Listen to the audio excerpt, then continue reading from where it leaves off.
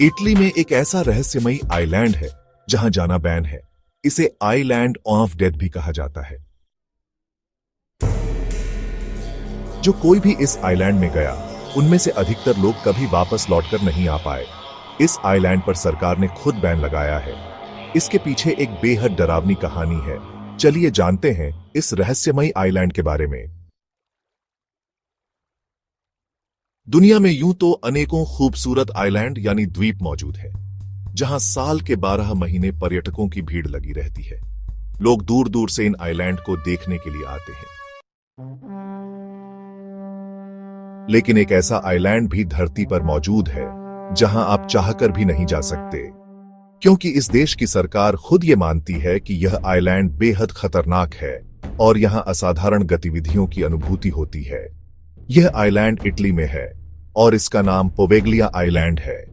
इस आइलैंड पर आने जाने पर इटली की सरकार ने बैन लगा रखा है। आखिर ऐसा क्या है इस आइलैंड में, चलिए जानते हैं। पोवेग्लिया आइलैंड को आइलैंड ऑफ डेथ के नाम से भी जाना जाता है। यह आइलैंड इटली के वेनिस और लीडो शहर के बीच में वेनेटियन खाड़ी में मौजूद है, जिसे एक छोटी सी नहर 2 भागों में विभाजित करती है।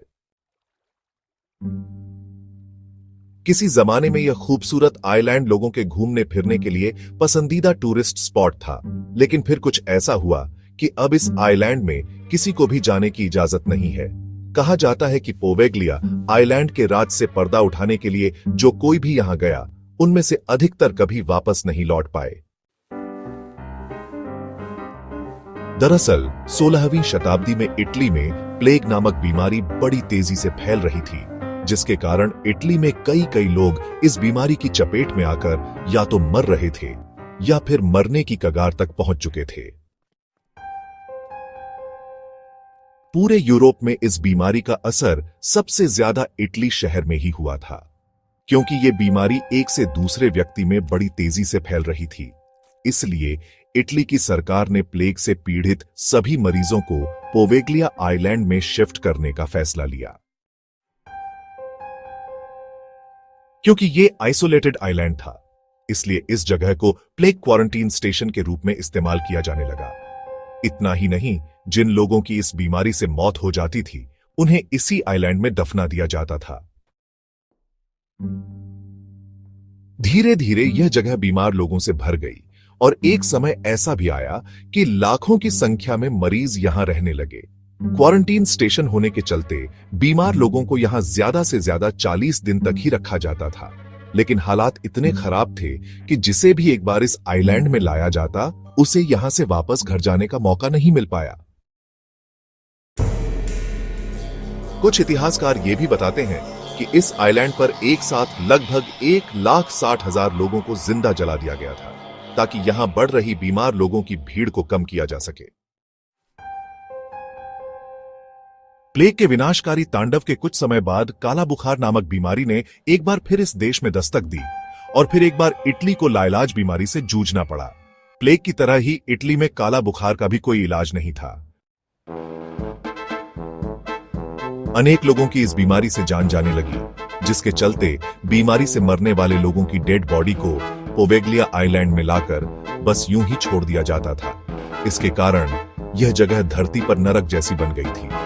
लाखों लोगों की मौतों के चश्मदीद रहे इस आइलैंड में सन 1922 में एक मेंटल हॉस्पिटल बनाया गया। फिर यहीं से शुरू हुआ इस आइलैंड पर भूतहा घटनाओं के घटित होने का सिलसिला। इस हॉस्पिटल में रहने वाले स्टाफ और मरीजों ने दावा किया कि उन्होंने इस आइलैंड में कई भूतों और आत्माओं को महसूस किया है और देखा भी है।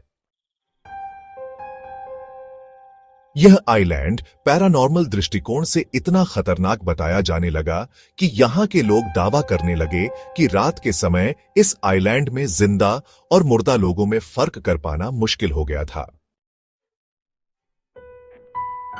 यहां रहने वाले डॉक्टर्स ने बताया कि रात के समय यहां डरावनी आवाजों का आना एक आम बात बन गई थी, और तो और यहां भटक रही आत्माएं बीमार मरीजों को अपनी चपेट में ले लेती थीं।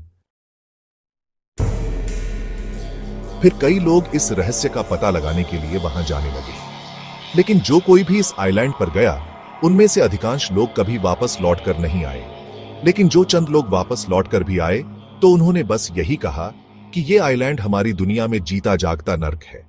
यहां कोई इंसान जाता तो अपनी मर्जी से है, लेकिन उसका वापस लौटना उन आत्माओं के रहमो कर्म पर निर्भर करता है जो इस आइलैंड पर राज कर रही हैं।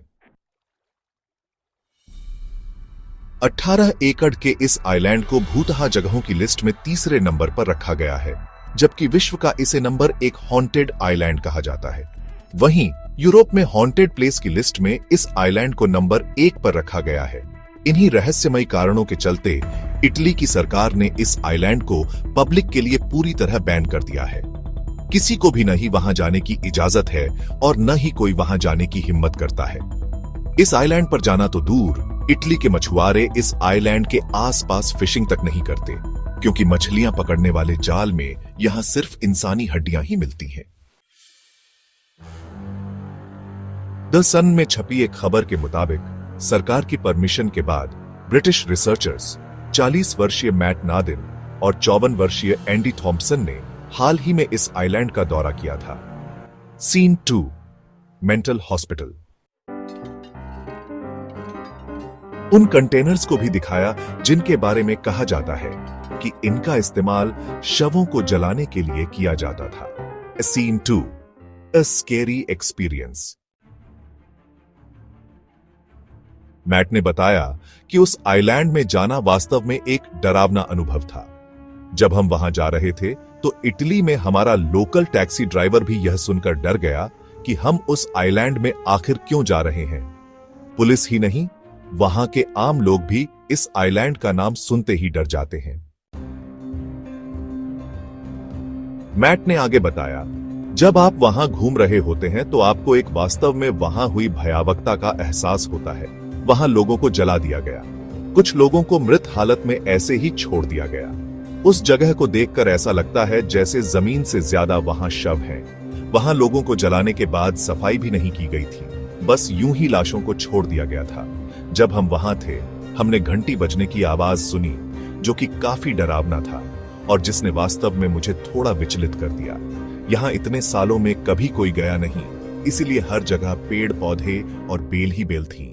ऐसा लग रहा था जैसे हम किसी हॉरर मूवी की शूटिंग देखने आए हैं। निश्चित ही मैं इस अनुभव को जिंदगी में कभी नहीं भूलूंगा।